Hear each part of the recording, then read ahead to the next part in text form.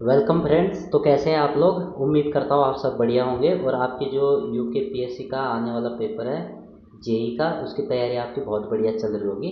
तो आज हम देखने वाले जो 2013 में यूके पीएससी ने पेपर कराया उसमें हिंदी के किस टाइप के क्वेश्चन पूछे गए थे।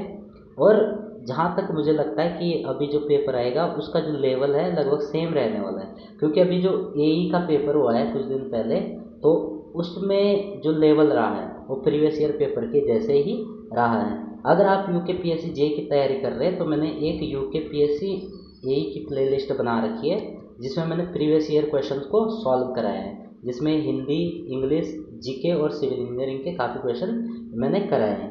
बाकी काफ़ी लोगों का ये रिस्पांस रहा है कि उन वीडियो से उनकी काफ़ी हेल्प हुई है, उन्हें ये समझ आया कि किस टाइप के क्वेश्चन पूछे जा सकते हैं। तो अगर आप जेई की तैयारी कर रहे हैं तो एक बार आप प्लेलिस्ट भी जाके पक्का देखें, जो यूके पीएससी एई की या जेई की मैंने जो प्लेलिस्ट बना रखी है उसका मैं आई बटन में भी लिंक दे दूंगा, डिस्क्रिप्शन में भी लिंक दे दूंगा।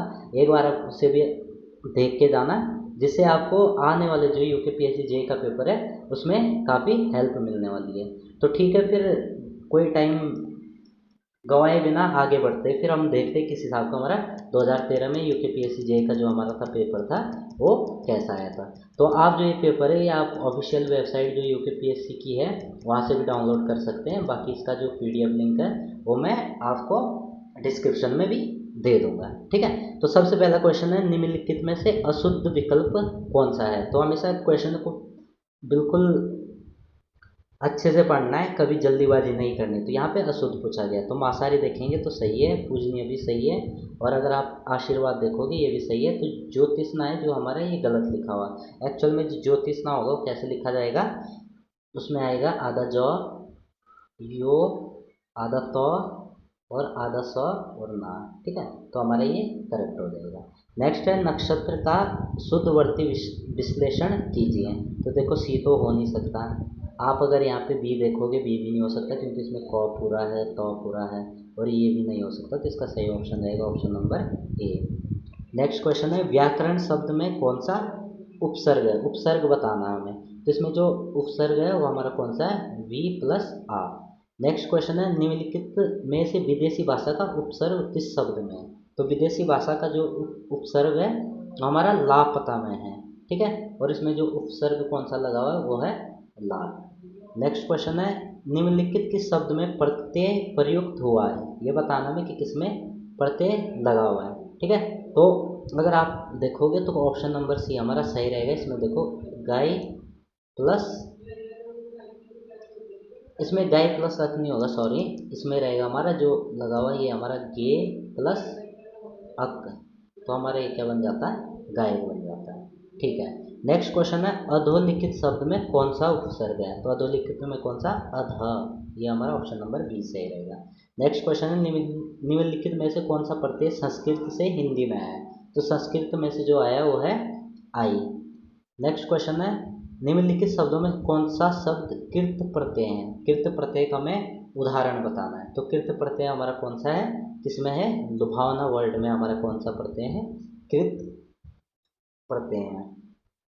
अगला क्वेश्चन है, निम्नलिखित शब्दों में कौन सा उपसर्ग युक्त शब्द है, मतलब जिसमें उपसर्ग लगा हो। तो कौन सा, ऑप्शन नंबर डी, बेरहम। बेरहम में कौन सा उपसर्ग लगा हुआ है, बे। ठीक है, और जो बे है हमारा ये उर्दू भाषा का उपसर्ग है। नेक्स्ट क्वेश्चन है, किस शब्द में य प्रत्यय विद्यमान है। तो य प्रत्यय हमें बताना है, तो इसका जो करेक्ट आंसर रहेगा वो रहेगा सभ्य। सभ्य में हमारा क्या है, य प्रत्यय लगा हुआ है। नेक्स्ट क्वेश्चन है, निम्नलिखित शब्दों में कौन सा शब्द उपसर्ग एवं प्रत्यय से जुड़ा हुआ है। हमें ये बताना है कि दोनों, मतलब इसमें उपसर्ग भी है और प्रत्यय भी लगा हुआ है। ठीक है, तो ऑप्शन नंबर जो डी है ये हमारा सही हो जाएगा। ठीक है, इसमें जो उपसर्ग लगा है वो अ है और जो हमारा प्रत्यय लगा है वो ता। नेक्स्ट क्वेश्चन है, निम्नलिखित में से किस शब्द में प्रत्यय नहीं है। प्रत्यय नहीं है ये बताना है, तो जो मधुर है इसमें प्रत्यय नहीं है। ठीक है, कमाओ में हमारा जो प्रत्यय लगा हुआ है वो लगा हुआ है। ठीक है, दुकानदार में हमारा दुकान प्लस दार लगा हुआ है। ठीक है, भोलापन में हमारा क्या है, भोला प्लस पन। तो ऑप्शन नंबर सी हमारा करेक्ट हो जाएगा। नेक्स्ट है, स्वर संधि के कितने भेद होते हैं। तो ये सबको पता होना चाहिए, 5 भेद होते हैं। अगर आपको याद नहीं होते तो होता है, देखो आप ये याद रख सकते हो DGVYA, ठीक है। अब जी से कुछ होता नहीं, तो DGVIA ऐसे करके याद रख सकते हो, या आप ये रख सकते हो दिव्या, ठीक है। तो दी से हो जाएगा दीर्घ, जी से हो जाएगा गुण, वी से हो गया वृद्धि, य से हो जाएगा यण, और अ से हो जाएगा अयादि। तो अगर DGVYA याद रखना है, पर आपको ऐसे याद नहीं होगा तो दिव्या याद रखना है, ठीक है। नेक्स्ट है बहुवीर्य समास का उदाहरण। बहुवीर्य मतलब होता है किसी थर्ड पर्सन को। मोस्टली जो हमारे गॉड्स और जो पुराने जो क्या बोलते हैं राक्षस या गॉड कोई भी है, दोनों में जो नाम होते थे ना, वही हमारे बहुवीर्य समास के एग्जाम्पल है, जिसमें जो अंशुमानी है ये हमारा सही रहेगा। ये याद करने का तरीका भी है बहुवीर्य समास को, ठीक है। नेक्स्ट क्वेश्चन है समक्ष में कौन सा समास है, ठीक है। तो समक्ष में अगर हम देखेंगे तो कौन सा अव्ययी भाव है, ठीक है, क्योंकि इसमें कौन सा लग रहा है, सम लग रहा है। नेक्स्ट क्वेश्चन है मनोभाव में कौन सी संधि है, तो मनोभाव में कौन सी संधि है, विसर्ग संधि है। नेक्स्ट क्वेश्चन है किस समास में दोनों पद प्रधान होते हैं, तो हमें से याद रखना द्वंद्व समास में। द्वंद्व समास कौन सा होता है, जैसे रात डैश दिन, ठीक है। इसी हिसाब से आप द्विगु समास भी याद रख सकते हैं। द्विगु क्या होता है, जिसमें काउंटिंग रहती है। नेक्स्ट क्वेश्चन है निम्नलिखित में से एक संधि विच्छेद सही नहीं है, ठीक है। तो ऑप्शन ए ये तो सही है।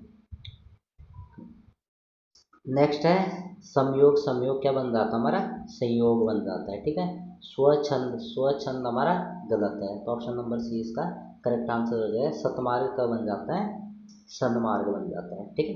सटरस शब्द में कौन सा समाज है, सट, सट मतलब हो गया काउंटिंग, तो काउंटिंग के लिए हम कौन सा यूज करते हैं हमेशा, द्विगु, ठीक है। तो द्विगु समास हो जाएगा इसमें सटरस में।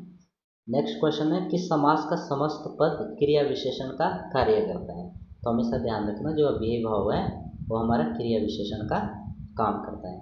नेक्स्ट क्वेश्चन है अन अभाव में कौन सी संधि है, तो अन अभाव में कौन सी संधि है, दीर्घ संधि। जहाँ पे अ आ ई ये सब रहे तो हमारा वो क्या हो जाता है, दीर्घ संधि हो जाता है। नेक्स्ट क्वेश्चन है वार्तालाप शब्द में कौन सी संधि है, तो वार्तालाप में भी हमारा दीर्घ संधि है। रचना के आधार पर कितने शब्द भेद होते हैं, तो रचना के आधार पर हमारे कितने होते हैं, 3 होते हैं, ठीक है। कौन कौन से होते हैं, एक तो रूढ़ होते हैं जिनको तोड़ नहीं सकते हैं, एक होते हैं यौगिक, यौगिक कौन से होते हैं, जिनको मिलके बनते हैं, और एक होते हैं योग, योग रूढ़। योग रूढ़ का एक चीज़ ध्यान रखना कि ये 2 शब्दों का मिक्सचर होते हैं, लेकिन ये कोई तीसरा ही शब्द बन जाता है, ठीक है। 2 शब्दों से मिलके बनेंगे, लेकिन इसका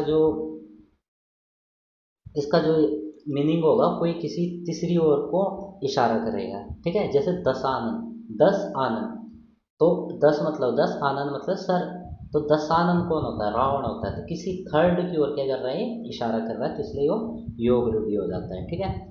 खटमल कैसा शब्द है, तो खटमल कैसा शब्द है, योग रूढ़ है, ठीक है।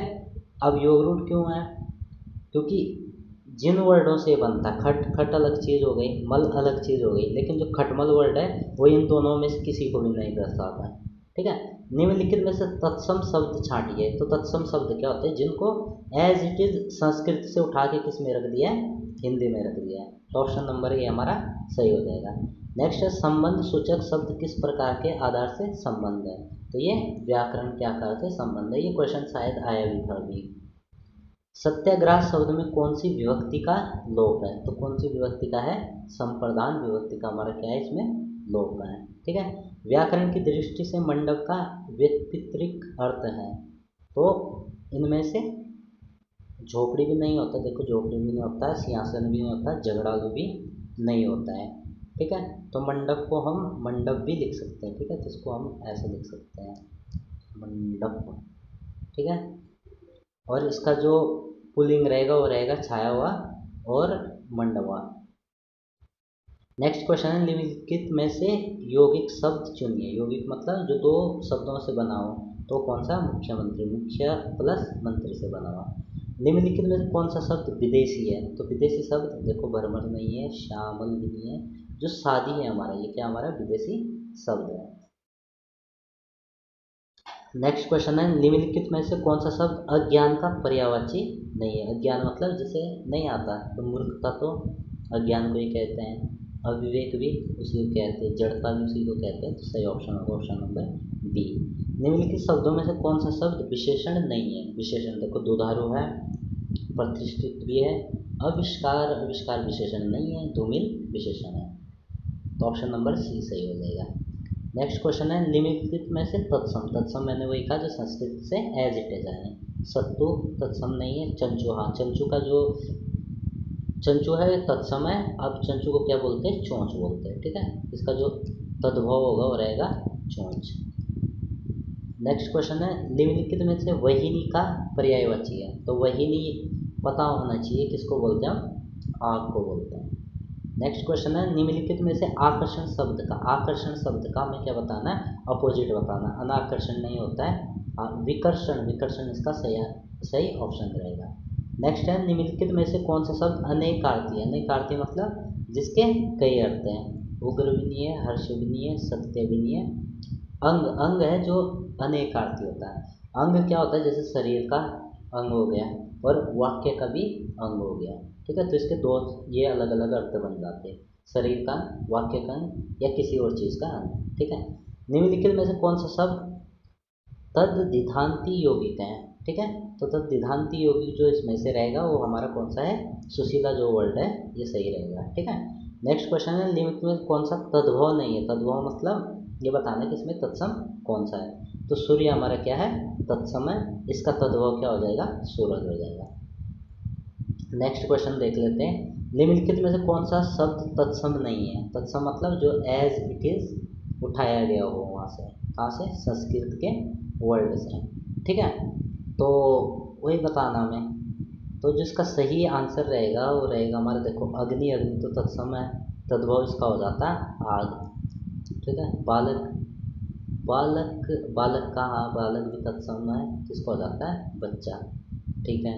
बहु, जो बहु है हमारा ये क्या है? ये तद्भव है, ठीक है। इसका जो तत्सम होता है, तत्सम होता है इसका वधु, ये वधु से बना हुआ है, ठीक है। युवक, युवक का जो तद्भव रूप रहता है वो रहता है जवान, ठीक है। तो सही आंसर कौन सा हो जाएगा? Option number C. Next question है निम्नलिखित में से संबंधवाचक सर्वनाम, संबंधवाचक मतलब जो कोई संबंध बताता है। तो ऑप्शन नंबर बी। जैसे कि वह जो लड़का दिख रहा है, ठीक है, वो मेरा भाई है या दोस्त है। तो जो आ गया है इस वर्ड में तो ये हमारा क्या हो जाएगा? संबंधवाचक। जैसे जो आ जाएगा, जिसका आ जाएगा, जितना उतना, ये सब क्या होता है? संबंधवाचक होता है। करण कारक में निम्नलिखित में से कौन सा प्रसर प्रयुक्त होता है? करण में कौन सा होता है? सी। देखो, कर्ता ने कर्म को करण से, ठीक है। तो ऑप्शन नंबर सी हमारा सही रहेगा। नेक्स्ट क्वेश्चन है निम्नलिखित में से कौन सा शब्द तुर्की भाषा से आया हुआ है? ठीक है। तो तुर्की भाषा से मैं बता दूं तो इसमें से कौन सा शब्द आया? जो चाकू आया है। इसके अदर एग्जाम्पल अगर तुर्की के देखेंगे तो जो कैंची है वो भी तुर्की से आई है, ठीक है। और उसके बाद जो चम्मच, चम्मच है, चम्मच वर्ड भी तुर्की का है। तो तुर्की है, बारूद ये भी तुर्की वर्ड है, ठीक है। उसके बाद जो मुग़ल है, खुद मुग़ल, मुग़ल वर्ड भी तुर्की है। और जो उर्दू है, उर्दू वर्ड भी तुर्की है, ठीक है।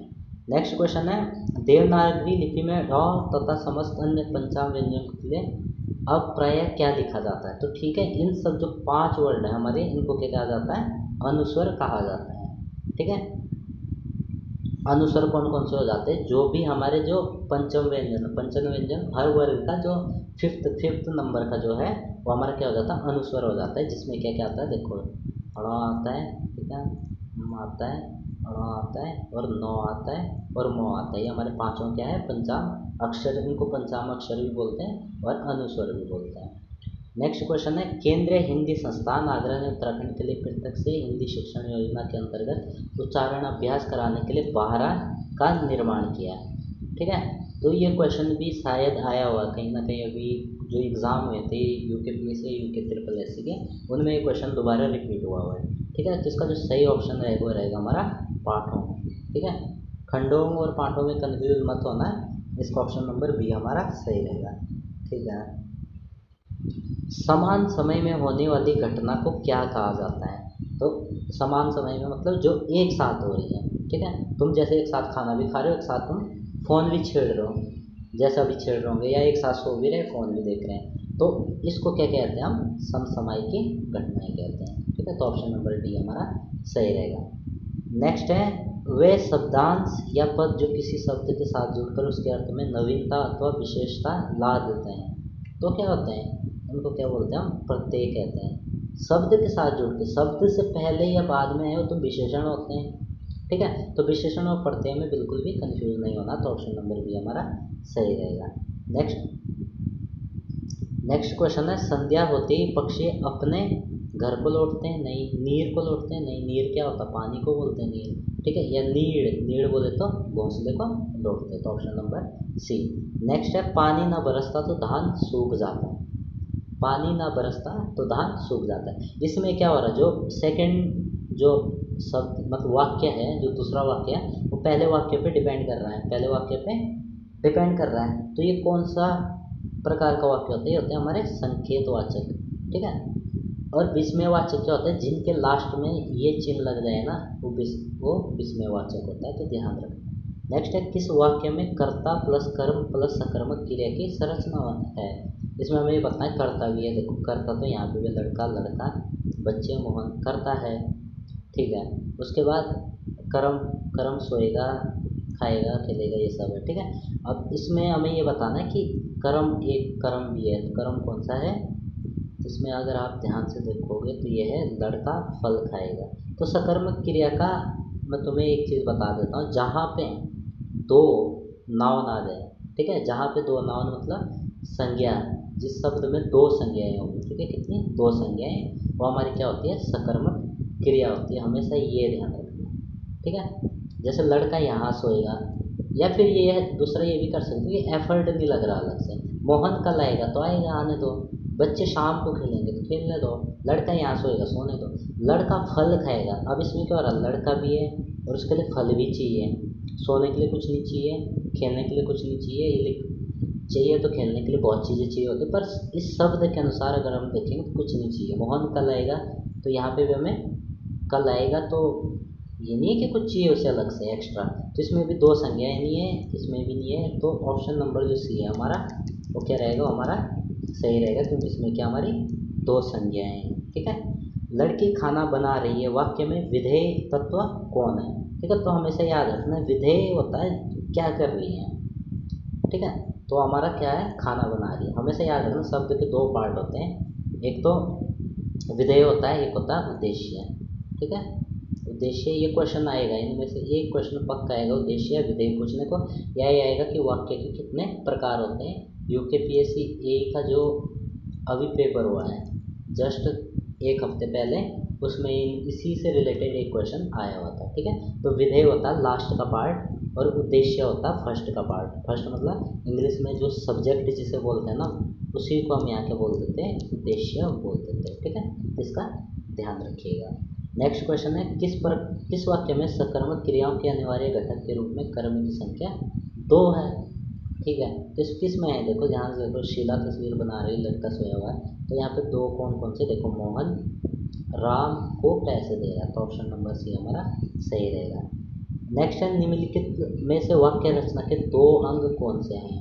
ठीक है, तो वाक्य रचना के दो अंग कौन कौन से, उद्देश्य और विधेय। ये क्वेश्चन फिर से रिपीट हो गया, और ये क्वेश्चन यूकेपीएससी में अभी भी आया हुआ था, तो यहाँ से आप लोगों को पढ़ के जाना, और इन्हीं में से अगर आपने यहीं पे एक दो क्वेश्चन देख लिया तो इन्हीं से तुम्हारे 10-12 क्वेश्चन तो इजीली हो जाएंगे उस पेपर में, अगर आप लोग ये वीडियो पूरी ध्यान से देखते हो।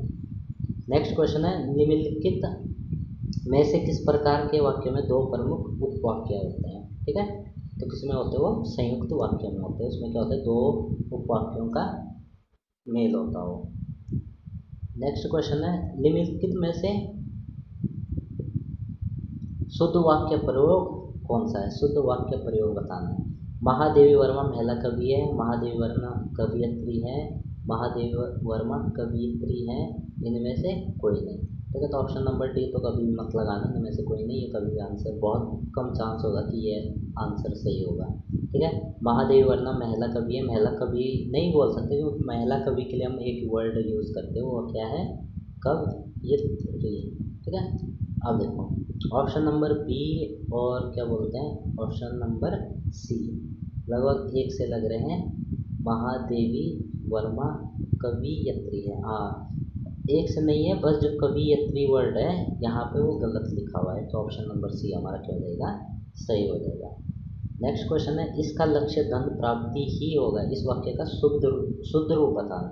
इसका लक्ष्य धन प्राप्ति करना होगा, इसका लक्ष्य धन प्राप्ति में होगा नहीं, इसका लक्ष्य धन प्राप्ति ही होगा, तो ऑप्शन नंबर सी हमारा यहाँ पे सही हो जाएगा। नेक्स्ट क्वेश्चन है, निम्नलिखित में से कौन सा वाक्य शुद्ध है।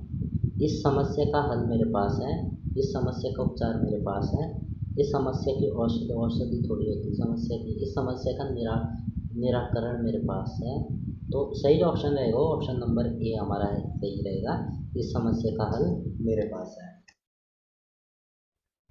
नेक्स्ट क्वेश्चन है, निम्नलिखित में से कौन सा वाक्य अशुद्ध है।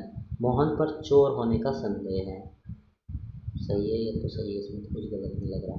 आपके कथन से मुझे मुक्ति मिली, ये थोड़ा डाउटफुल है। मेरा सारा जीवन संघर्षों में बीत गया, ये सही है। उसका चित्त चंचल है, ये भी सही है, तो ऑप्शन नंबर भी हमारा क्या हो जाएगा एग्जैक्ट में, ये गलत हो जाएगा, ठीक है। नेक्स्ट क्वेश्चन है, निम्नलिखित में से सही वाक्य कौन सा है। ये चीज़ का आप ध्यान देना, इसमें एक्चुअली आप लोग ना जो शब्द वगैरह है उनका ध्यान देना कि मात्राएं सही से लगी है या नहीं है, और ये सब चीज़ों का छोटी छोटी बातों का ध्यान दोगे तो इजीली क्वेश्चन हो जाएंगे। मैं अपने हृदय की प्रेरणा से चलता हूँ, नहीं। मैं अपने मस्तिष्क की प्रेरणा से चलता हूँ, नहीं। मैं अपनी चेतना की प्रेरणा से, नहीं। मैं अपने अंतकरण की प्रेरणा से चलता हूँ, हाँ ये ऑप्शन नंबर हमारा डी क्या हो जाएगा, सही हो जाएगा। नेक्स्ट क्वेश्चन, निम्नलिखित में से कौन सा शब्द अशुद्ध बताना है, ठीक है।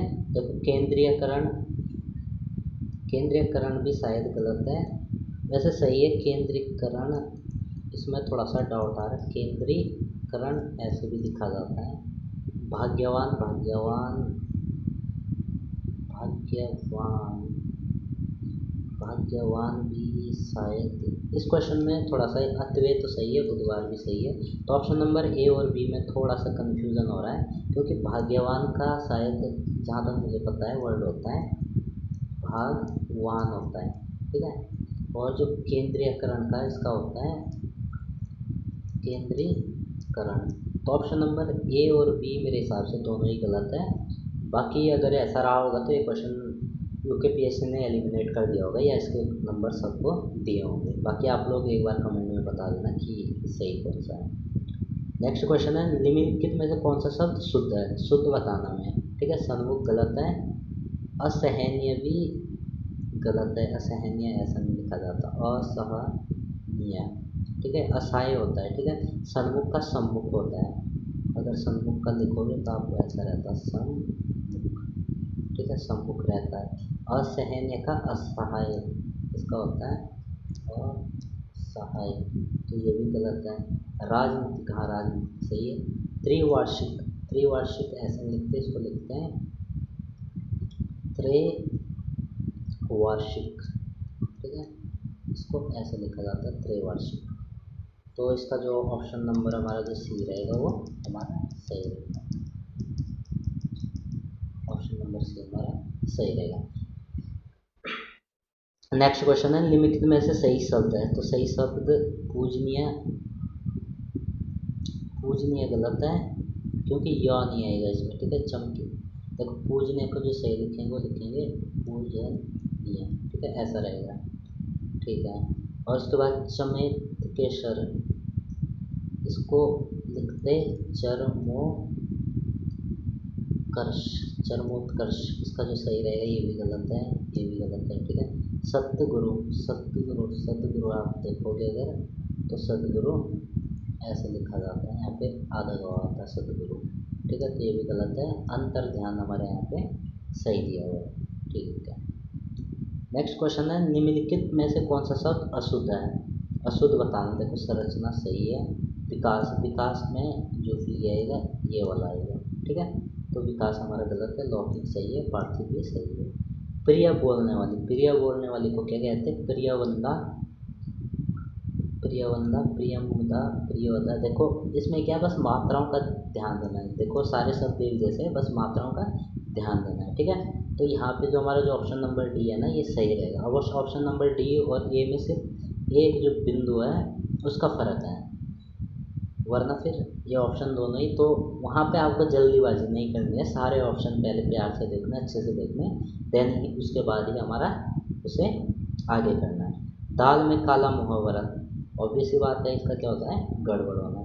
नेकी कर दरिया में डाल, नेकी कर दरिया में डाल मतलब अच्छे कार्य को निस्वार्थ रूप से करना चाहिए, तो कौन सा ऑप्शन सही बैठ रहा है, अच्छा कार्य निस्वार्थ भाव से करना चाहिए, ऑप्शन नंबर सी सही रहेगा। बाएं हाथ का खेल मतलब बहुत ही ईजी, बहुत ही ईजी मतलब देखो बाएं हाथ का खेलना, बाएं और रख कर बहुत ईजी मतलब बहुत आसान काम, तो ऑप्शन नंबर सी।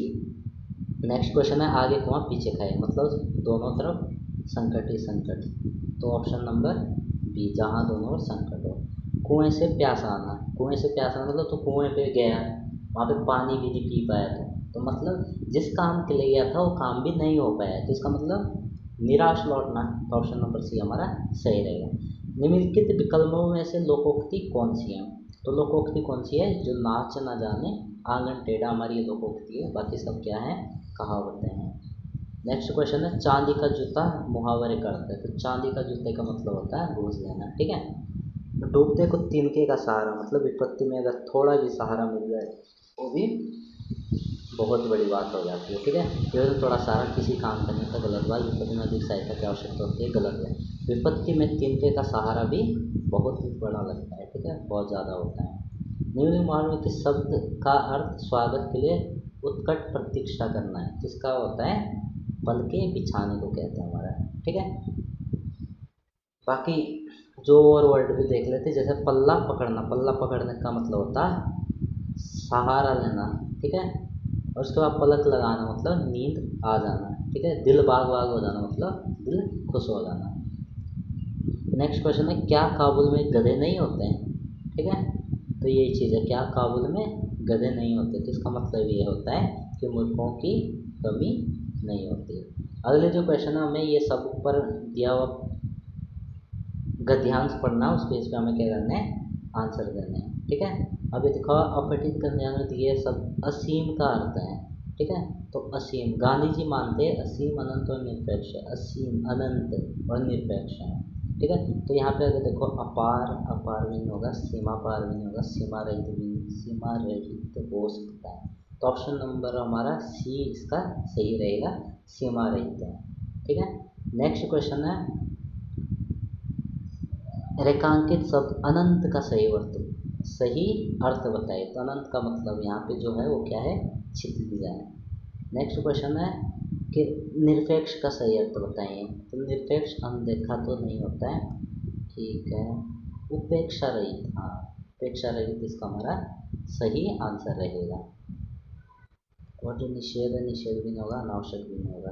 उसके बाद है निम्नलिखित विकल्प में से रेखांकित शब्द ससीम का अर्थ, आप लोग अगर ये पद्यांश पढ़ोगे ना ध्यान से और थोड़ा समझने की कोशिश करोगे तो आपको इजीली इसके आंसर आ जाएंगे, ठीक है।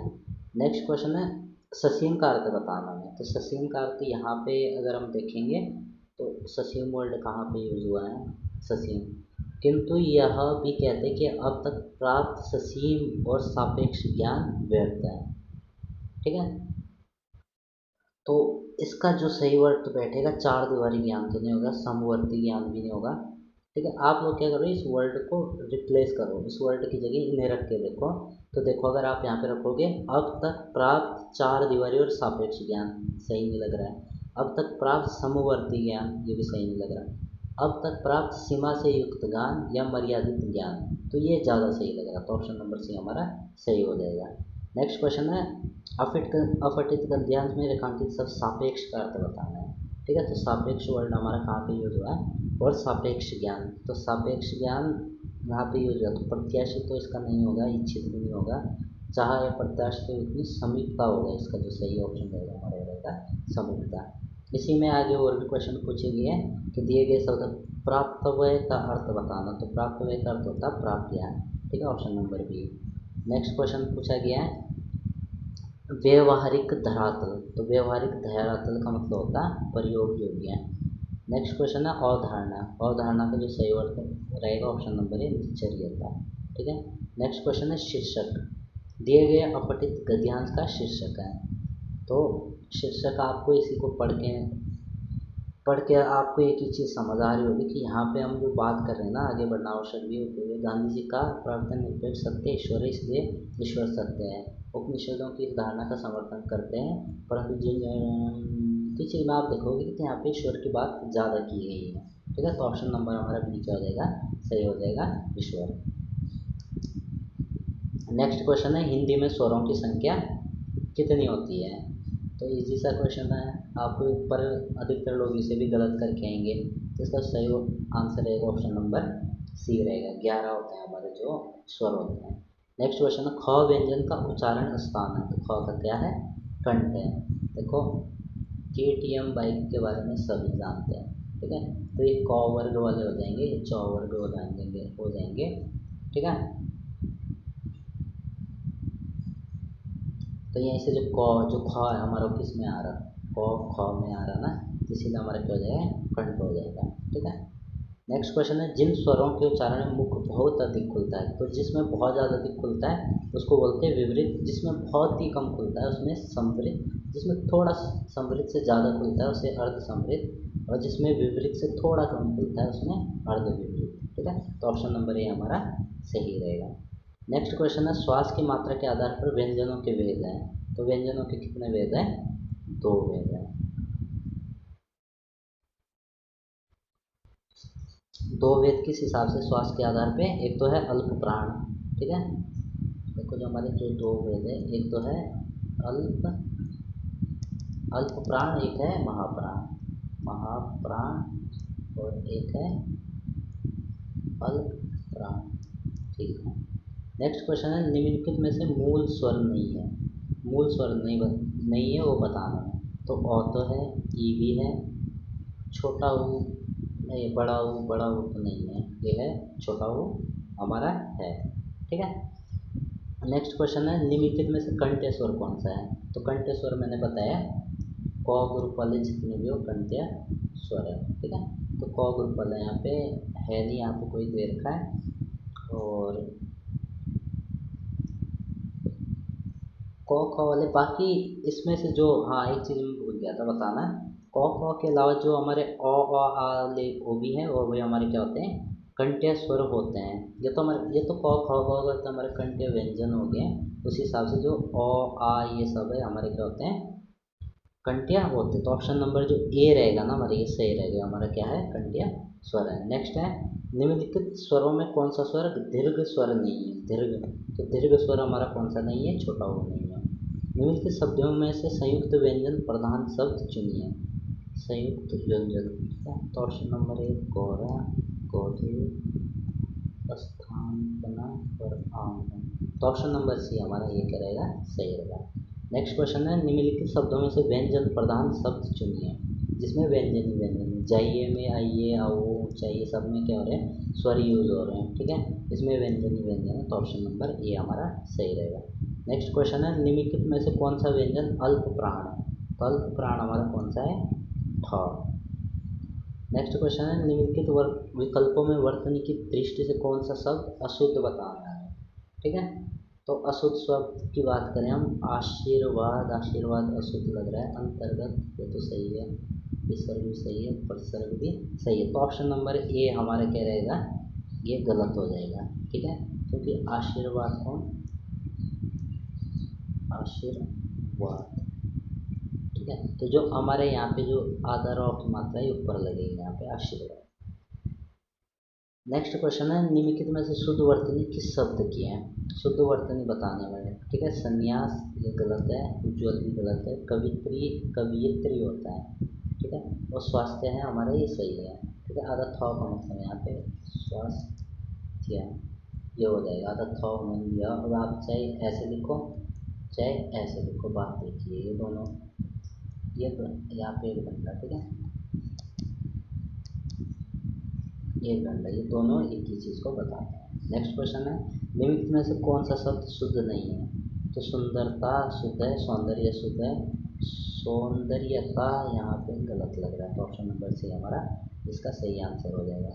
नेक्स्ट क्वेश्चन है, निम्नलिखित में से सही शब्द कौन सा है, तो श्रवण नहीं, श्रवण, हाँ ये ऑप्शन नंबर भी हमारा सही हो जाएगा, ठीक है।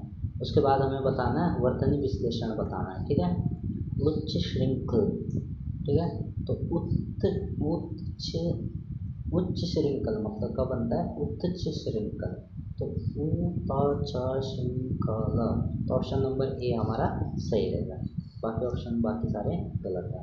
नेक्स्ट है दुर्ग शब्द का सही वर्तनी विशेषण है, तो दुर्ग को कैसे लिखते हैं हम, द उर ग अ, द उर ग अ, तो द अ ये तो आएगा नहीं, ऑप्शन नंबर सी और डी। अब बचता ऑप्शन नंबर ए और बी, द उर द उर। अब देखो रॉ क्या हमारा आधे में ही है, आधा ऊपर चला गया, तो इसलिए जो अ का है अ का आना यहाँ पे बनता नहीं है, तो ऑप्शन नंबर बी हमारा क्या हो जाएगा, सही हो जाएगा।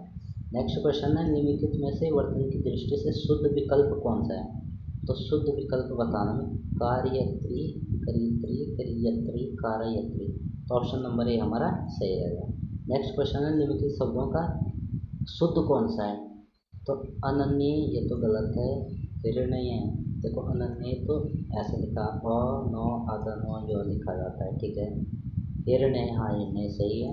मृण्मय भी गलत है क्योंकि मृण्मय को लिखा था मृण्मय, इसको होता है मृण्मय, ठीक है। संशय, संशय भी गलत है, संशय लिखा जाता है संशय का अगर जो शुद्ध रूप होगा वो रहता हमारा क्या रहता, संशय, ठीक है। तो ये था हमारा यूपीएससी जेई का, यूपीएससी जेई का 2013 का पेपर, ठीक है। बाकी उसमें 100 क्वेश्चन थे, आपने देखे होंगे किस हिसाब से, और इस बार भी पेपर में इसी लेवल का पेपर रहेगा, इससे ज़्यादा नहीं जाएगा, अगर जाएगा तो 2-4 क्वेश्चन जाएंगे, बाकी सेम लेवल रहने वाला है। तो आप लोगों को देख लिया होगा कि आपकी तैयारी कितनी है, आपको कितना आया कितना नहीं आया, तो इस बेस पर आपको पता चल गया होगा कि आपको किन टॉपिकों में अभी और पढ़ना है। बाकी आप पेपर के लिए सीरियस है तो आप लोग जो प्ले लिस्ट मैंने एक बनाई है यूपीएससी एई और जेई करके, ठीक है।